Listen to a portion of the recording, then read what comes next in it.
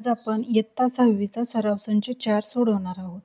प्रश्न पहिला आहे, पुढील संख्यांचे ऋणसंख्या व धनसंख्या असे वर्गीकरण करा.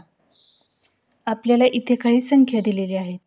त्यापैकी ऋणसंख्या आणि धनसंख्या आपल्याला वेगवेगळ्या करायच्या आहेत. मग आपण ऋणसंख्या ऋणसंख्येच्या कॉलममध्ये आणि धनसंख्या धनसंख्यांच्या कॉलममध्ये लिहू. पहिली संख्या आहे ऋण 5. ऋण म्हणजे वजा, म्हणजे ऋण 5 ही संख्या ऋणच्या कॉलममध्ये येईल. त्यानंतर दुसरी संख्या आहे धन 4. धन 4 ही संख्या धनसंख्येच्या कॉलममध्ये येईल. त्यानंतर आहे ऋण 2. ऋण 2 ही संख्या ऋणसंख्यांच्या कॉलममध्ये येईल. त्यानंतर आहे 7. 7 म्हणजे धन 7. धन हे चिन्ह लिहिलं तरी चालतं आणि नाही लिहिलं तरी चालतं, म्हणजे 7 ही संख्या धनसंख्येच्या कॉलममध्ये येईल. त्यानंतर आहे धन 26. ही संख्या धनसंख्येच्या कॉलममध्ये येईल. त्यानंतर आहे ऋण 49. ऋण 49 ऋणसंख्येच्या कॉलममध्ये येईल. त्यानंतर आहे ऋण 37. ही संख्यासुद्धा ऋण संख्यांच्या कॉलममध्ये येईल. त्यानंतर आहे 19. 19 म्हणजे धन 19. ही संख्या धनसंख्येच्या कॉलममध्ये येईल. त्यानंतर आहे ऋण 25. ही संख्या ऋणसंख्येच्या कॉलममध्ये येईल. त्यानंतर आहे धन 8. धन 8 ही संख्या धनसंख्येच्या कॉलममध्ये येईल. त्यानंतर आहे 5. 5 ही संख्या धनसंख्येच्या कॉलममध्ये येईल. त्यानंतर पुढे आहे ऋण 4. ऋण 4 ही संख्या ऋणसंख्येच्या कॉलममध्ये येईल. त्यानंतर आहे ऋण 12. ऋण 12 ही संख्यासुद्धा ऋणसंख्येच्या कॉलममध्ये येईल. आणि शेवटची संख्या आहे 27. ही धनसंख्येच्या कॉलममध्ये येईल. अशा प्रकारे आपण दिलेल्या संख्यांचं ऋणसंख्या आणि धनसंख्या असं वर्गीकरण केलं.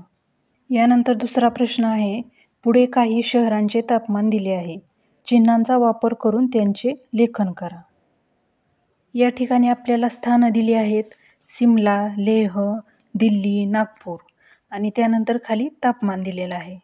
आपल्याला खाली जो कॉलम दिला आहे त्यामध्ये चिन्हांचा वापर करून तापमान लिहायचं आहे. आता या ठिकाणी शिमल्याचं तापमान आहे 0°C खाली 7°C. मग 0°C कमी आहे म्हणून -7°C. जर हे तापमान 0°C जास्त असतं तर हे +7°C आलं असतं, पण हे 0°C खाली आहे म्हणून -7°C. त्यानंतर आहे लेह. लेहचं तापमान आहे 0°C खाली 12°C म्हणून -12°C. त्यानंतर आहे दिल्ली. दिल्लीचं तापमान आहे 0°C वर 22°C. आता हे तापमान 0°C वर आहे म्हणून या ठिकाणी ऋणाचं चिन्ह वापरायचं नाही, धनाचं चिन्ह वापरायचं. म्हणून दिल्लीचं तापमान येईल धन 22°C. त्यानंतर आहे नागपूर. नागपूरचं तापमान आहे 0°C वर 31°C. हे तापमान 0°C वर आहे म्हणून धन 31°C येईल.